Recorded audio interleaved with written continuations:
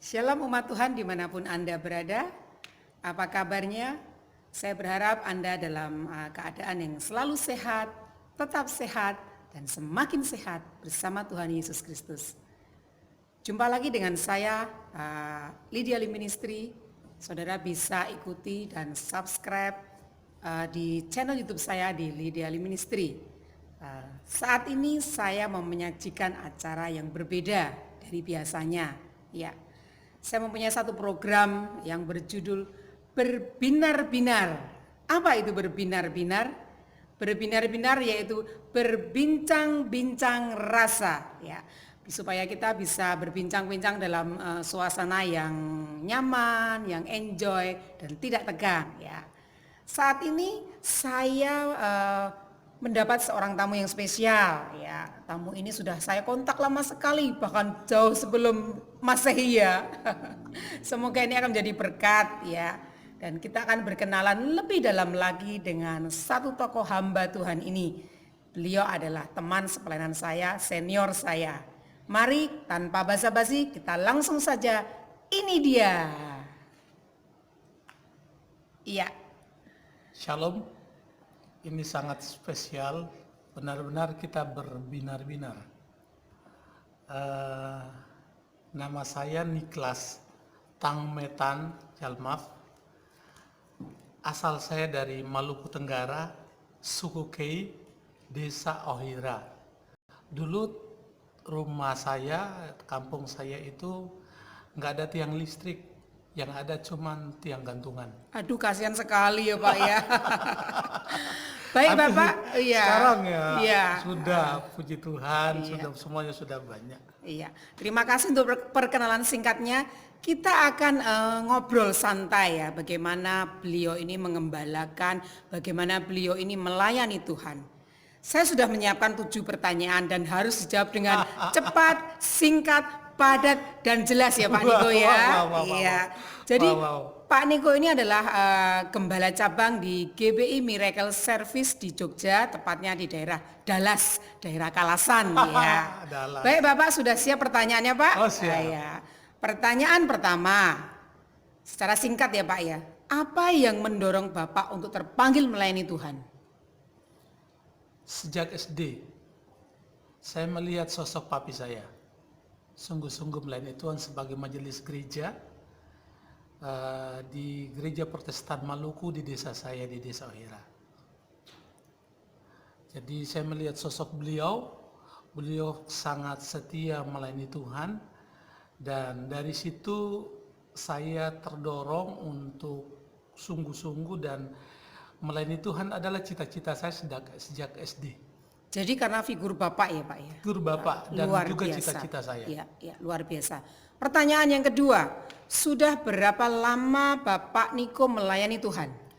Sudah 25 tahun. Wow, luar biasa, seperempat abad saudara. 25 tahun.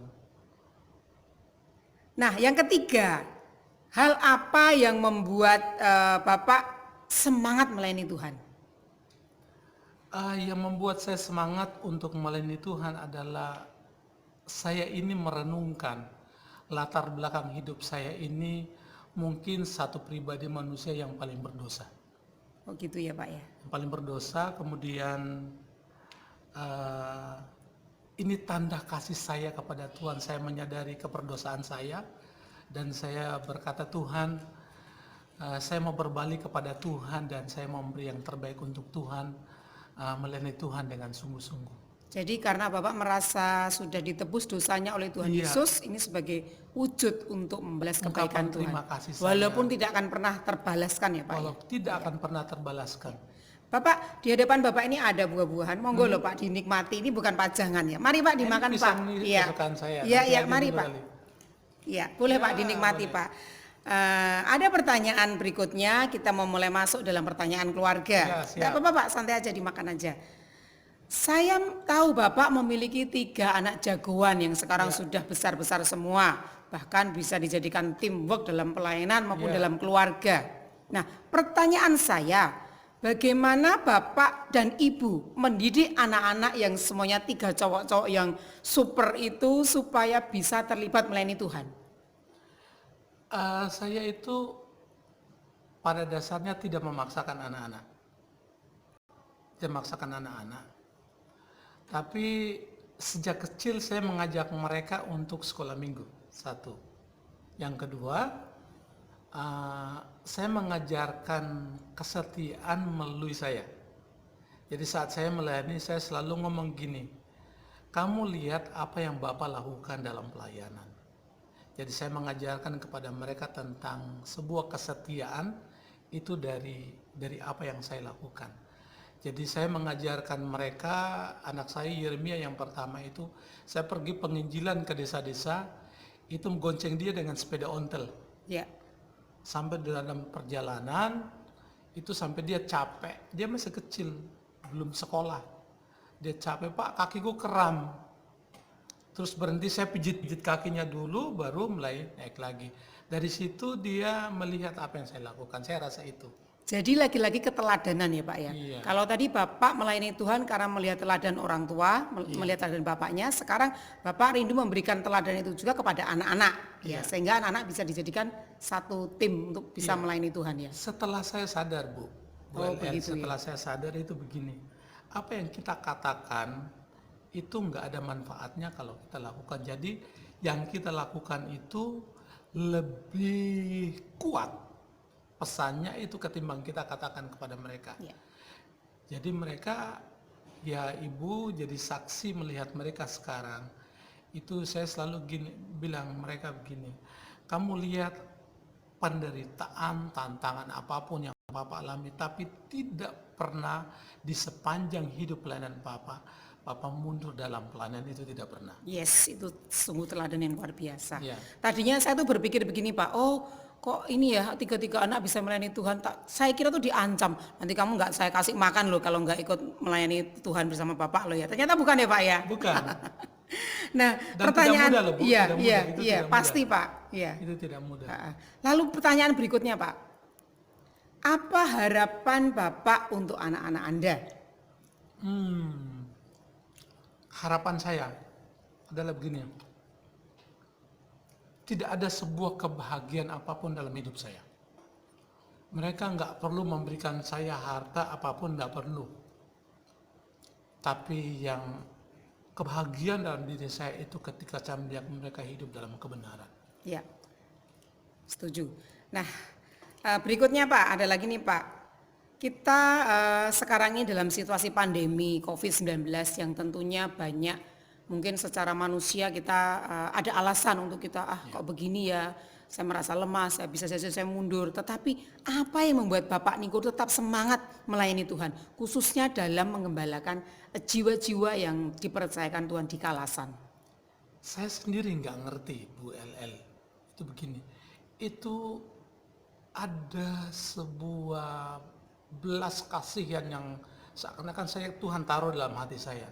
Dan satu kata kunci dalam prinsip hidup saya itu begini, siap sedia baik ataupun tidak baik waktunya. Ya, saya ingat itu tuh. Siap sedia baik ataupun tidak baik waktunya. Bahkan saya tuh ingat Pak Niko mendapat julukan pendeta UGD ya Pak ya. Selalu siap sedia karena beliau ini kapanpun ditelepon untuk kebutuhan jemaatnya selalu siap sedia. Tengah malam pun saya sudah pernah membuktikan. Jadi ini sungguh adalah teladan yang luar biasa. Pertanyaan Pak Pamungkas nih Pak Niko ya.